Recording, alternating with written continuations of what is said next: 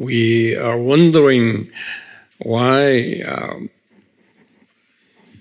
during the time of the number fourth missionary journey, why do we have to learn First and Second Peter's and today the Gospel of Mark? हामीलाई यो प्रश्न आउन सक्छ कि पावलको चौथो mission यात्राको बारेमा अध्ययन गर्ने समयमा हामी किन पत्रुसको दुईवटा पत्रहरू अनि मर्कुसको सुसमाचारको पत्रको बारेमा हेर्दैछौँ भनेर? Our answer would be what? Because those letters were written during the time of number fourth missionary journey time of Paul. हामीले यी कुराहरू सिक्नुपर्ने कारण चाहिँ यो हो कि यी सबै पत्रहरू पावलको चौथो मिसन यात्राको समयमा नै लेखिएका थिए। Peter wrote two letters, okay, First and Second Peter. Okay, now here Mark wrote the same year AD 64. Mark wrote the Gospel of Mark. सन् 64 मा पत्रुसले पहिलो र दोस्रो पत्रुसको पत्रहरू लेखे भने 23 सालमा मर्कुसले पनि मर्कुसको सुसमाचारको पत्र लेखेका थिए। Interesting, strategically important year, 64. त्यसैले यो सन् 64 चाहिँ एकदमै महत्त्वपूर्ण वर्ष मानिन्छ। So now we will study Mark Gospel a little bit in detail. यो समयमा हामी मर्कुसको सुसमाचारको बारेमा विस्तृत रूपमा सिक्ने छौं। Lecture number 8, Mark wrote the Gospel of Mark. I put down here in AD 64, during the time of fourth missionary journey of Paul. यहाँ पाठ 8 को शीर्षक छ मर्कुसले मर्कुसको सुसमाचारको पत्र लेखेका। समय चाहिँ सन् 64 जुन पावलको चौथो मिसन यात्राको समय थियो। Now, as I repeated many times, but for your understanding and summary purpose, let me just give you briefly, who is Mark? हुन त मैले धेरै पटक भनिसकेको छु, तर पनि अझ राम्रो बुझ्नको लागि हामी यो कुरा सिक्ने छौं कि मर्कुस को हुन् त? He has other name, John. Okay, at the time, always people used two different names, Greek name and Hebrew name. So Hebrew name, John. Acts chapter 12, verse 12 said that. त्यो समयमा प्राय मानिसहरूको दुईवटा नाम हुने गर्थे, एउटा हिब्रू नाम अनि अर्को ग्रीक नाम। यो मर्कुस चाहिँ ग्रीक नाम हो भने उनको हिब्रू नाम चाहिँ यूहन्ना थियो। प्रेरित 12 को 12 पद। His father's unknown, but his mother is well-known, a lady called Maria, who owned quite a many, I would say, not single, quite a many properties in Jerusalem. उनको बुबाको नाम थाहा छैन, तर उनकी आमा एकदमै प्रसिद्ध महिला थिइन् जो मरियम हुन्, जसको यरुशलेममा घरहरू थिए। His mother Maria owned an upper room for Jesus and his disciples' ministries. उनले आफ्नो घरको माथिल्लो तला प्रभु येशू र उहाँका चेलाहरूको निम्ति उपलब्ध गराउने गर्थिन्। During the time of 3 years public ministries, we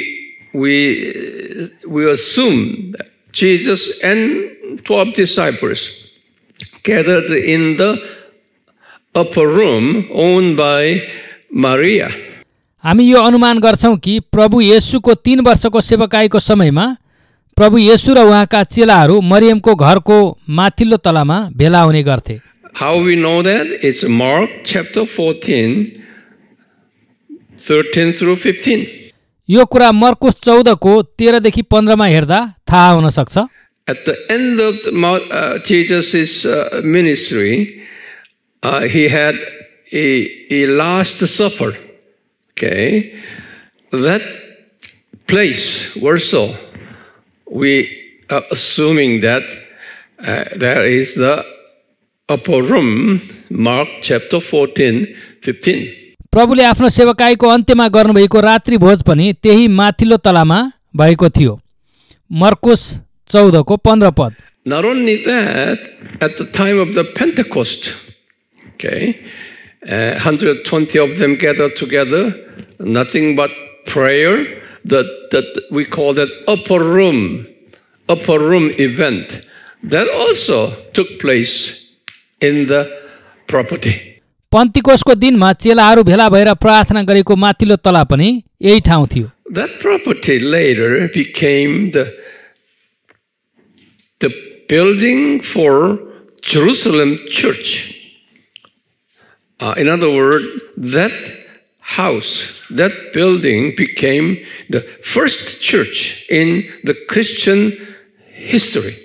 पछि त्यो घर यरुशलेम मण्डलीको रूपमा प्रयोग गरियो। अर्को अर्थमा भन्नुपर्दा मण्डली इतिहासमा सबैभन्दा पहिलो मण्डली भवन नै त्यो मरियमको घर थियो। So Maria was very, I would say, historic person. Under her, Mark was born. यसरी मरियम एकदमै ऐतिहासिक महिला थिइन् जसबाट मर्कुस जन्मिए। The Barnabas joined later in Peter's ministry. उनको मामा बार्नाबास पनि पछि पत्रुसको सेवकाईमा सामेल भएका थिए। Barnabas' true name is Joseph. बार्नाबासको खास हिब्रू नाम चाहिँ योसेफ थियो। Acts chapter 4:36 and 37, had information there. प्रेरित 4 को 36 देखि 37 मा यो जानकारी पाइन्छ। But people call Joseph Barnabas. Why? Because Barnabas means, in Greek, means encourager. योसेफलाई मानिसहरूले बार्नाबास भन्ने गर्थे किनकि ग्रीक भाषामा बार्नाबास भनेको उत्साह दिने व्यक्ति हुन्छ। Barnabas was born in Cyprus and he visited Jerusalem as often as possible, and later as a result joined the Peter's ministry, later Paul's ministry as well. Barnabas साइप्रसमा जन्मिएका थिए तर उनी यरुशलेम बारम्बार आउने जाने गर्थे अनि अन्त्यमा उनी पत्रुसको सेवकाईमा सहभागी भए र पछि पावलको सेवकाईमा पनि। Mark was very, very important person to Peter. त्यो अर्थमा पत्रुसको निम्ति मर्कुस एकदमै महत्त्वपूर्ण व्यक्ति थिए। Peter, because who was a top leader at the time, had received the financial help and received the building out of that Mark's family. किनकि मण्डलीको मुख्य अगुवा भएको हुनाले मर्कुसको परिवारबाट उनले धेरै सहायता पाएका थिए। His uncle Barnabas was a very much encourager in terms of by wording, plus he gave a lump sum of money for the encouragement. उनका मामा बार्नाबास पनि शब्द र धनद्वारा मण्डलीमा मानिसहरूलाई उत्साह दिने व्यक्ति थिए। So the Mark's family in that sense is very famous in those days. यसरी त्यो समयमा मर्कुसको परिवार एकदमै प्रख्यात थिए। We scholars we understand Mark was good in speaking in Hebrew language. Not only Hebrew, Greek language, and also Latin. हामी ईश्वर शास्त्रीहरू यो कुरामा सहमत हुन्छौँ कि मर्कुस हिब्रू, ग्रीक र ल्याटिन भाषा पढ्न र लेख्न सक्ने थिए। So he came from wealthy and well-educated family. Thereby, Mark also was well-trained academically. मर्कुस धनी परिवारका भएका हुनाले उनले राम्रो शिक्षा पाएका थिए। Peter needed him. Peter, who could not speak and write Latin nor Greek. पत्रुसलाई मर्कुस जस्तो व्यक्ति एकदमै जरुरी थियो किनकि उनी ग्रीक अथवा ल्याटिन भाषा बोल्न र लेख्न जान्दैन थिए। We understand Mark was Peter's interpreter. Wherever Peter goes, Mark accompanied him and helping him in that way. हामी यो कुरा बुझ्छौं कि पत्रुस जता जाँदा पनि मर्कुस उनको साथमा जाने गर्थे र पत्रुसको निम्ति दोभाषेको काम गर्थे. Mark was Peter's spiritual son. Spiritual son. We studied that last time, 1 Peter 5:13. त्यसैले मर्कुस पत्रुसको आत्मिकी छोरा थिए, जुन कुरा हामीले पहिले पनि सिकेका छौं. पहिलो पत्रुस 5:13. So Mark had followed Peter until Peter's death. Peter died in AD next year 65. मर्कुसले पत्रुसको मृत्युको समय सन् 65 सम्मै पत्रुसलाई साथ दिए. Then how Mark relate to Paul? अब मर्कुस र पावलको सम्बन्ध चाहिँ के हो त? Now here, as I said, Mark primarily was ministered with under the leadership of Peter. However, also he had a relationship with Paul as well. मर्कुस पत्रुसको मुनि रहेर हुर्केका थिए, तर उनको पावलसँग पनि सम्बन्ध थियो. When Paul left for first missionary journey, do you remember? At the time, Paul and Barnabas together, they took off the missionary journey together. At that time, Barnabas recommended Paul, let us take Mark with us. So actually, Paul and Barnabas and Mark took off for the first missionary journey. जब Paul र Barnabas पहिलो mission यात्राको निम्ति निस्के, त्यो समयमा बार्नबासको सिफारिसमा मर्कुस पनि उनीहरूसँगै यात्रामा निस्केका थिए. Now in the middle of that first missionary journey, he was dropped, left Paul and Barnabas here where at Perga, Pamphylia, during the first missionary journey. In Acts 13:13 recorded that. तर यात्राको बिचैमा पाम्फिलियाको पर्गामा मर्कुसले उनीहरूलाई छोडेर यरुशलेम फर्केका थिए, जुन कुरा प्रेरित 13 को 13 पदमा उल्लेख छ. You see, he says, since then Paul was not comfortable with Mark. Acts 13:13, even here Acts 15:36-41. त्यो घटनाको कारण पावलले मर्कुसलाई त्यति रुचाएनन्. प्रेरित 13 को 13, 15 को 36 देखि 41. Acts 16:36-41 is this story that when Paul and Barnabas decided to take the second missionary journey, okay, and Barnabas recommended Paul, let us take Mark again with us. At that time, Paul was strongly against that proposal. प्रेरित 15 को 36 देखि 41 मा Paul र बार्नबासले दोस्रो mission यात्रा गर्ने कुरामा बार्नबासले मर्कुसलाई फेरि सँगै लिएर जाने प्रस्ताव राखेका, तर पावलले त्यसलाई सिधै इन्कार गरेका कुराहरू छन्. Because of that, Paul and Barnabas separated. त्यो कारणले गर्दा पावल र बार्नबास पनि एकअर्काबाट छुट्टिए. So Paul and Silas together took the second missionary journey, and Barnabas and Mark took different direction together. So their mission went to Cyprus. Okay, so there was a historical moment of separation between Paul and who? Barnabas. Okay, that's all because of Mark.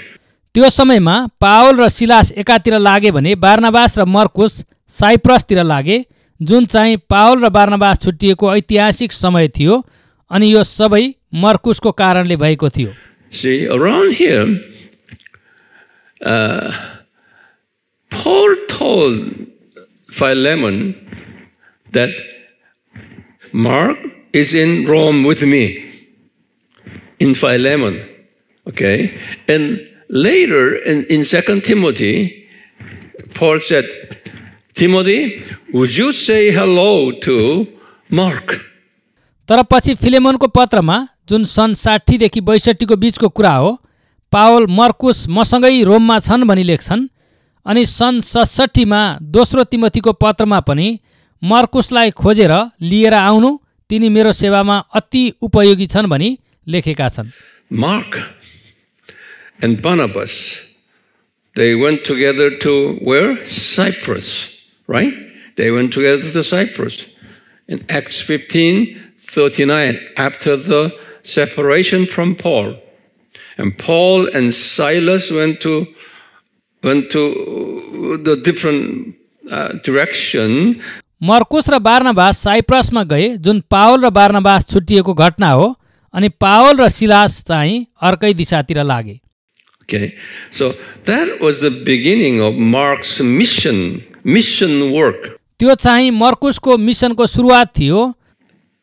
We imagine that after that mission experience, Mark must have followed Peter. तर हामी यो अनुमान गर्छौं कि पछि पत्रुसको सेवकाईको क्षेत्रहरूमा पत्रुससँगै मर्कुस पनि भ्रमण गरेका हुनुपर्छ। Now later, Mark, he had his own independent mission work. He went to Africa, which is Alexandria, Egypt. पछि परमेश्वरको बोलावट पाएर मर्कुस अफ्रिकाको मिस्र देशको अलेक्जेन्ड्रियामा मिसनरी भएर गए। He planted the first church in Alexandria. That church later became the Egypt Coptic Orthodox Church. उनले नै मिस्रको अर्थोडक्स मण्डलीको सुरुवात गरेका थिए। Later, here in 68, he was in martyrdom. He was dragged by chariot. पछि सन् 68 मा उनलाई घोडाको रथमा बाँधेर सडकमा घिसारेर Mario. This is just the introductory statement for who is Mark. यो चाहिँ मर्कुसको छोटो परिचय हो। Okay, from the 1st century until the 19th century, those Christian community, all those churches did not accept Mark Gospel as one of the 4 Gospels of Jesus.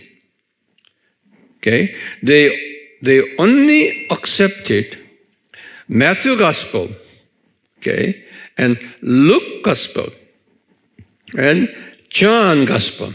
तर पहिलो शताब्दीदेखि लिएर 19औं शताब्दीसम्म सम्पूर्ण मण्डलीहरूले मर्कुसको सुसमाचारलाई स्वीकार गर्न मानेका थिएनन् अनि मत्ती, लुका र यूहन्नाको सुसमाचारलाई मात्र मान्यता दिने गरेका थिए।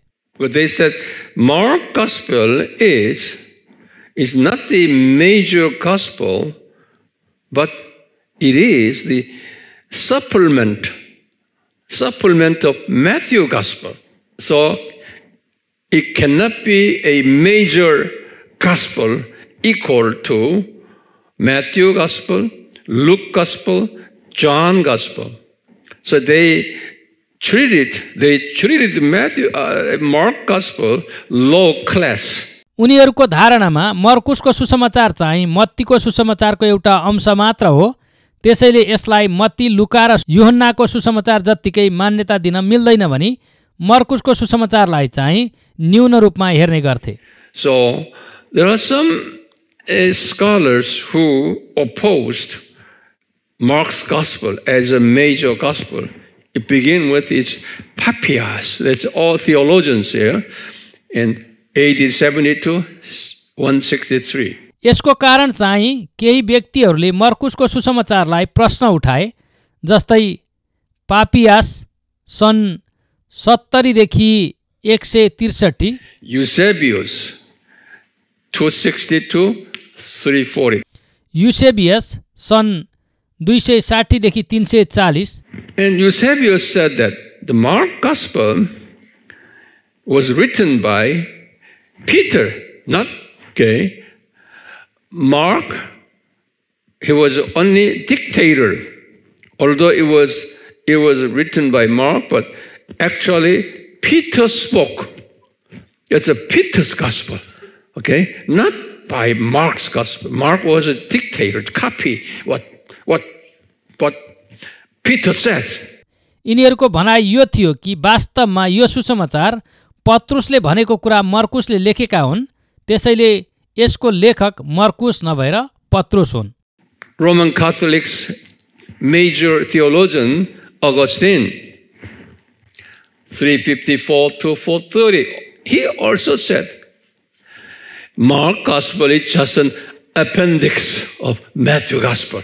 रोमन क्याथोलिकको अगुवा अगस्टिनले पनि मर्कुसको सुसमाचार चाहिँ मत्तीको सुसमाचारको परिसृष्टि अर्थात् पछि थपिएको भाग मात्र हो भनेका छन्. When it came to 19th century, a German theologian called Holtzmann, he was a liberal theologian. However, he said Mark's gospel is equal to remaining three gospels. That was his position. And from that time on, church communities accepted that. Accepted Mark's gospel stands at the equal level, with Matthew, Luke, John gospel. तर 19औं शताब्दीमा जर्मनका उदारवादी ईश्वरशास्त्री हेल्जमानले मर्कुसको सुसमाचार पनि अरू सुसमाचारहरू जत्तिकै समान छ भनी दाबी गरे अनि त्यो समयदेखि मण्डलीहरूले मर्कुसको सुसमाचारलाई पनि मत्ती, लुका र यूहन्नाको सुसमाचार जत्तिकै मान्यता दिन सुरु गरे. From that time on, we have a theological term called synoptic gospel. अब मर्कुसको सुसमाचारलाई पनि समदृष्टिको सुसमाचार मध्ये एउटाको रूपमा स्वीकार गरियो. What do you mean by synoptic gospel? अब यो समदृष्टिको सुसमाचार भनेको के हो त? SYN, syn means together. Optic means seeing, viewing. अंग्रेजीमा सिन भनेको एकसाथ भन्ने अर्थ हुन्छ अनि ऑप्टिक भनेको हेर्नु अर्थात् दृष्टि. Synoptic means together viewing. यसरी सिनोप्टिक भनेको सँगै हेर्नु भन्ने अर्थ हो. That means this.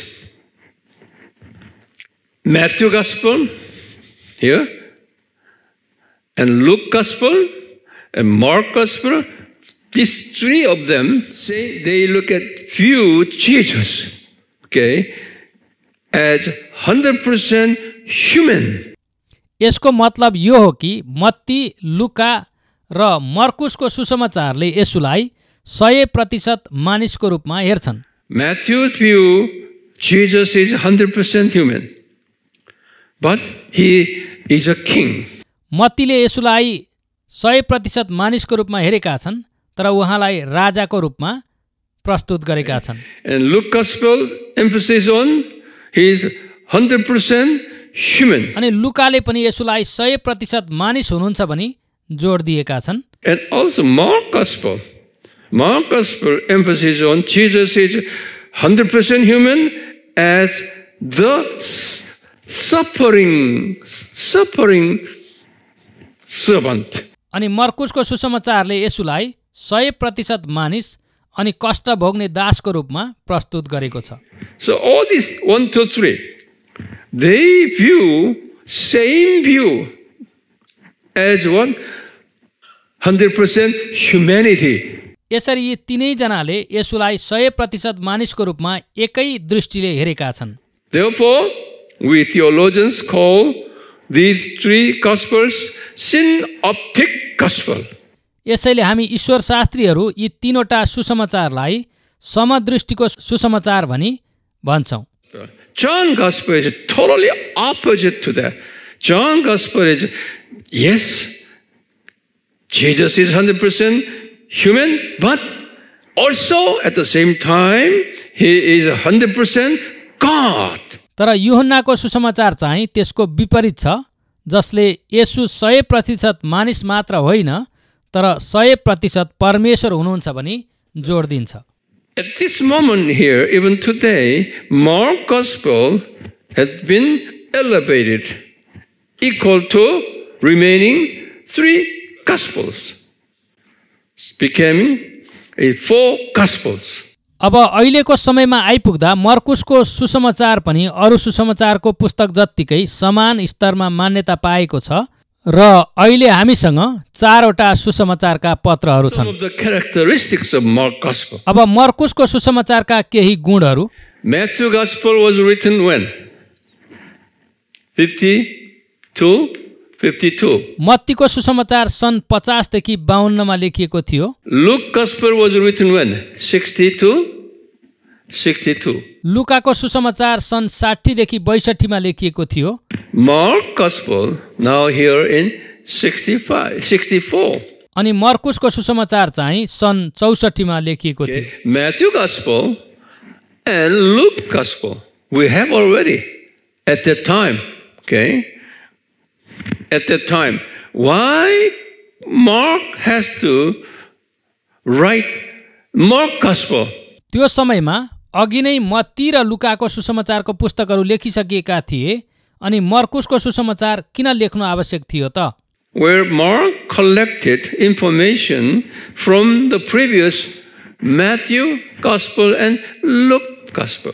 जबकि मर्कुसले सबै जानकारीहरू मत्ती र लुकाको सुसमाचारबाट लिएका छन्। But it was short. So it was a summary of here Matthew gospel and Luke gospel. तर यो छोटो छ, अर्थात् यो चाहिँ मत्ती र लुकाको सुसमाचारको सारांश हो। Jesus asked Mark, you write down, you summarize the previous Matthew and Luke gospel and put all information there, put it together for helping those under the persecution Christians.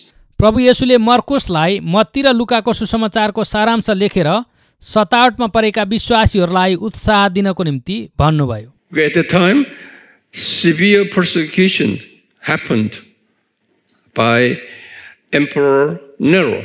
किनकि त्यो समयमा सम्राट नेरोद्वारा विश्वासीहरूलाई एकदमै कडा सतावट दिइएको थियो। So especially those Christians low educated who could not read long history of Matthew gospel, long history of Luke gospel, summarize the gospel, focusing on those who were low level of understanding the gospel, okay, under the persecution. यो सुसमाचारको पत्र चाहिँ कम शिक्षित र मत्ती र लुकाको लामो सुसमाचार बुझ्न नसक्ने सतावटमा परेका विश्वासीहरूको निम्ति लेखिएको थियो। That's why the gospel, Mark gospel was very short, 16 chapters, as opposed to Matthew, 28 chapters, Luke, 24 chapters. त्यसैले मर्कुसको सुसमाचारको पत्रमा जम्मा 16 वटा अध्यायहरू मात्र छन्, जबकि मत्तीमा 28 र लुकामा 24 वटा अध्यायहरू छन्। And the end of the Mark gospel here, that's a very famous word, Mark 16, verses 15 through 18. That's the last concluding word with the challenge made by Mark. मर्कुसको सुसमाचारको अन्त्यमा अर्थात् 16 को 15 देखि 18 मा विश्वासीहरूको निम्ति चुनौतीको कुराहरू लेखिएको छ। You preach the gospel to every creature under that persecution. In other words, that you preach the gospel throughout the Roman Empire. That is 16:15. तिमीहरूले यो सुसमाचार सम्पूर्ण प्राणीलाई प्रचार गर्नु, अर्थात् सम्पूर्ण रोमी साम्राज्यमा प्रचार गर्नु। 16 को 15. You will say, whoever believes and baptized, after believing and baptized, will be saved. जसले विश्वास गर्छ र बप्तिस्मा लिन्छ त्यसले उद्धार पाउनेछ. But whoever does not believe will be condemned. Here, Mark 16:16. तर जसले विश्वास गर्दैन त्यो नाश हुनेछ. 16:16. There will be many signs will followed by the believers. अनि विश्वास गर्नेहरूसँग धेरै चिन्हहरू हुनेछन्. They shall cast out demons. तिनीहरूले दुष्ट आत्माहरू धपाउनेछन्. And they will speak in new tongues. तिनीहरूले नयाँ भाषाहरूमा बोल्नेछन्. They drink deadly poison, but they will not hurt.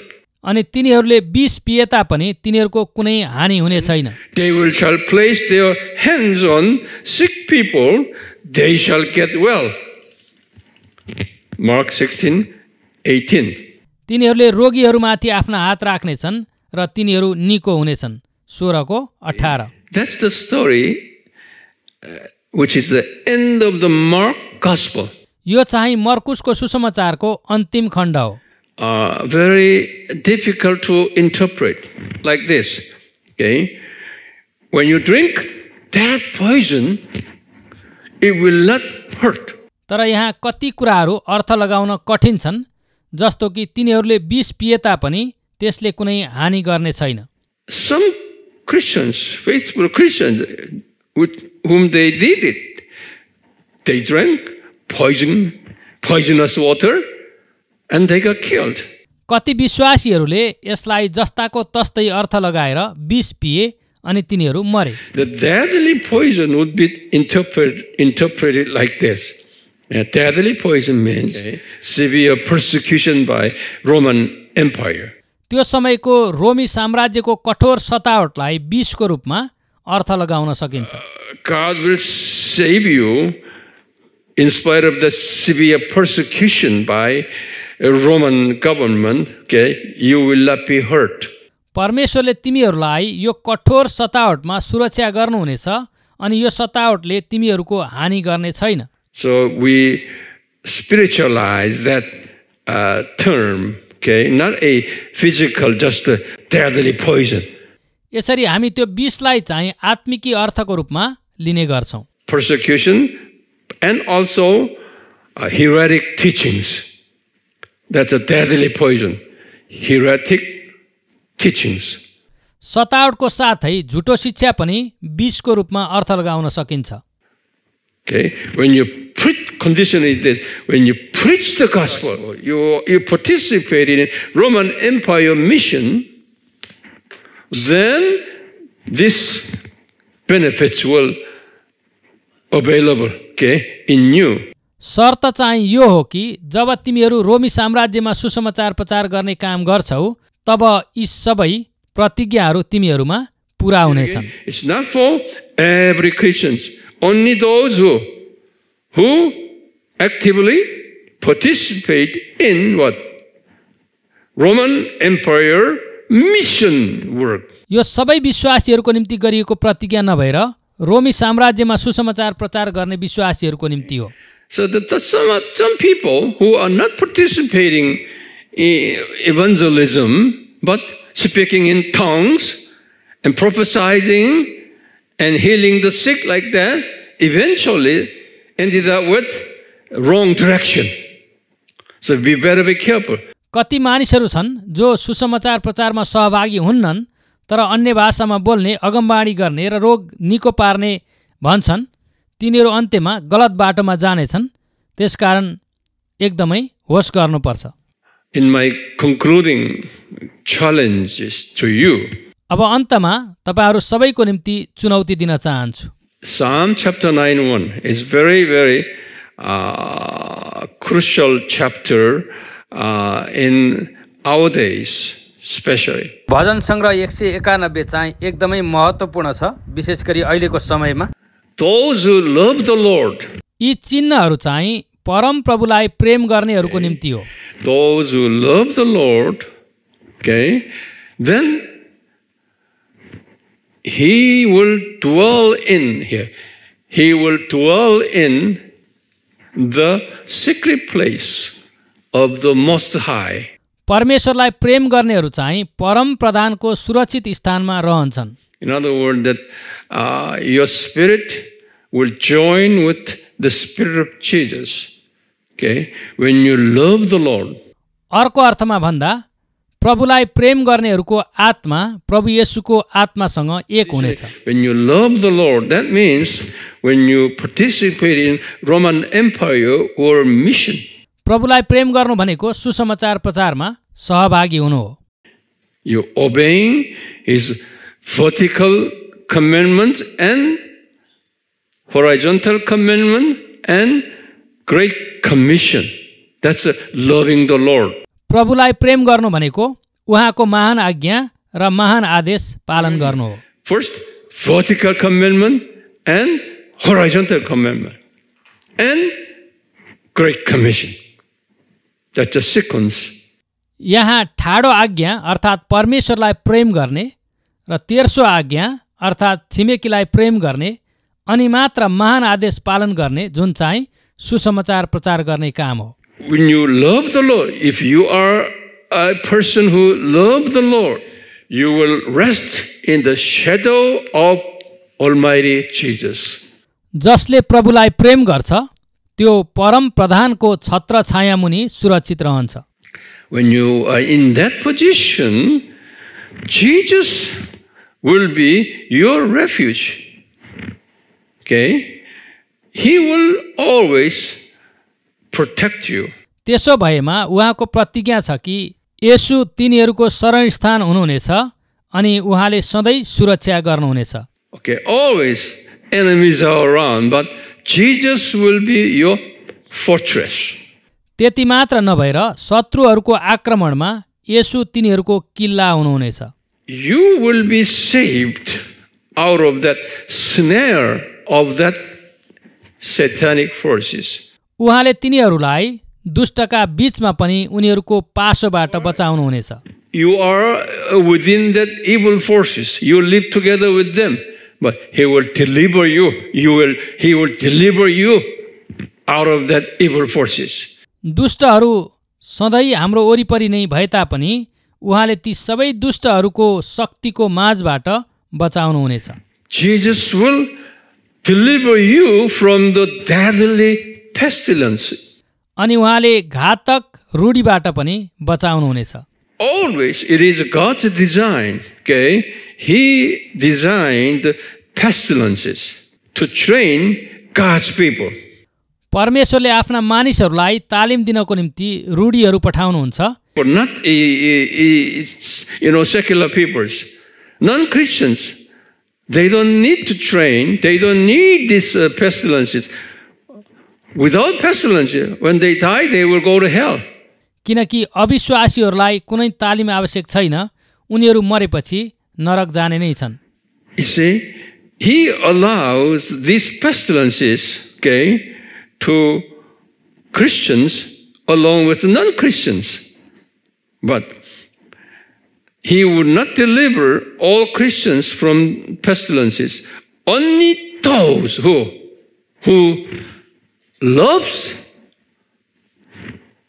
the Lord Jesus.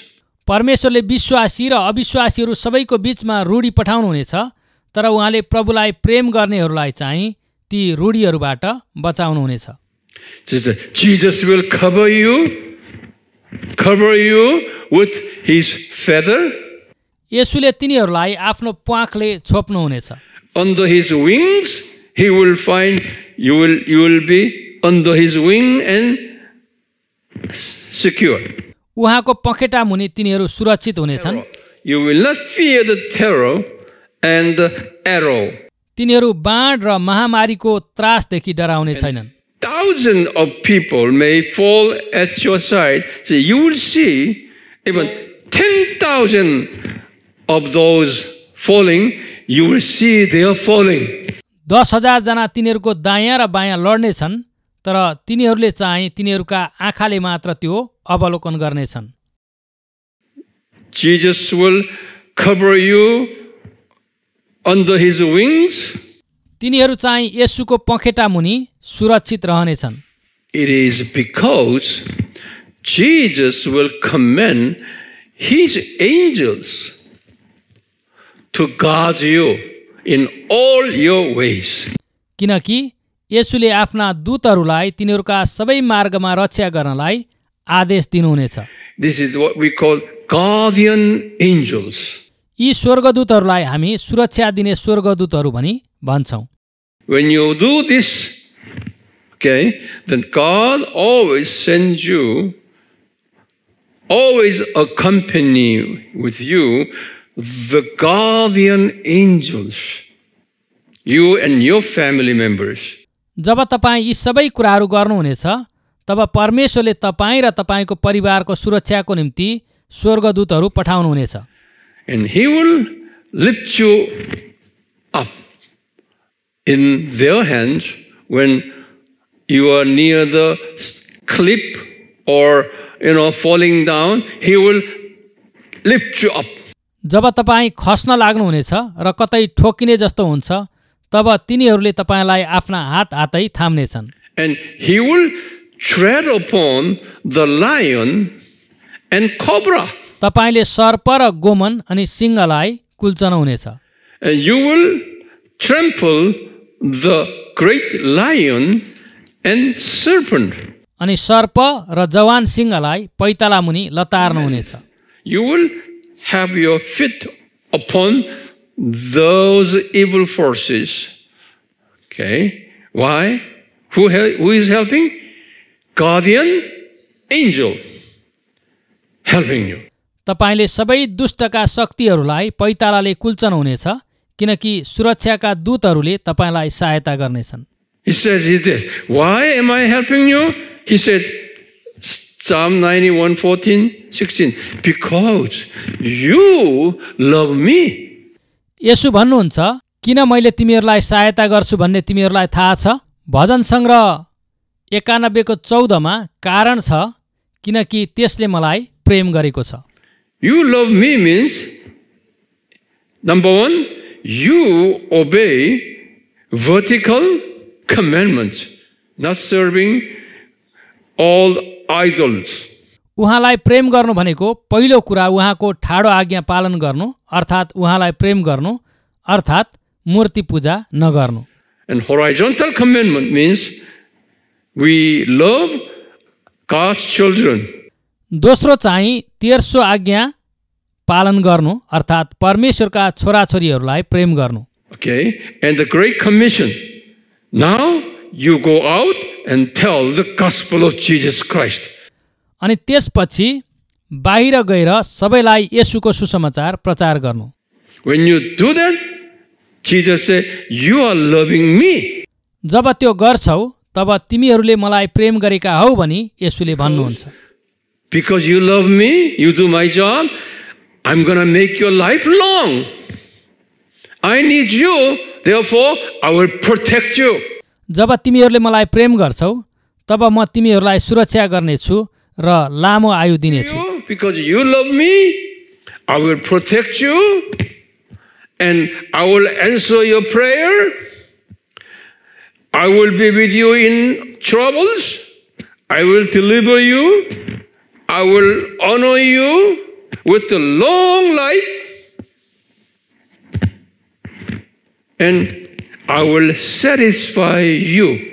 प्रभु भन्नुहुन्छ तिमीले मलाई प्रेम गरेको हुनाले म तिमीलाई बचाउने छु, जोगाउने छु, तिम्रो प्रार्थनाको उत्तर दिनेछु, तिमीलाई लामो आयु दिएर तिम्रो आदर गर्नेछु र तिमीलाई सन्तुष्ट गराउने छु। That promise was in line with this Mark's ending part. यो सबै प्रतिज्ञाहरू चाहिँ मर्कुसको पुस्तकको अन्तिम खण्डसँग जोडिएको कुराहरू हुन्। In my conclusion, those promises are not for all Christians. Okay? Only those who love Jesus.